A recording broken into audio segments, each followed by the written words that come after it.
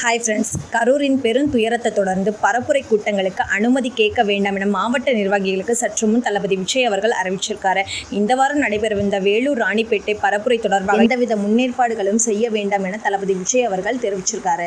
கரூர் துயர சம்பவத்தில் பாதிக்கப்பட்ட மக்களுக்கு தாவேகா சார்பில் தலா 20 லட்சம் நிவாரணம் வழங்க அறிவுறுத்தியிருந்த நிலையில் குடும்பத்தினரை நேரில் சந்தித்து தளபதி விஜய் அவர்கள் கொடுக்க முடிவெடுத்திருந்தார். ஆனால் அதில் திடீர் மாற்றம் ஏற்பட்டிருக்கு. பாதிக்கப்பட்டோரின் வங்கி கணக்கில் பணம் செலுத்த தளபதி விஜய் அவர்கள் திட்டமிட்டிருப்பதாகவும் இதை அடுத்து மக்களை நேரில் சந்திக்க உள்ளதாகவும் தகவல் வெளிவந்திருக்கு. தமிழ் சினிமாவின் முன்னணி நடிகையாக வலம் வருபவர் தான் நடிகை காஜல் அகர்வால். இவங்க விஜய், அஜித் போன்ற முன்னணி நடிகர்களோடு நடிச்சிருக்காங்க.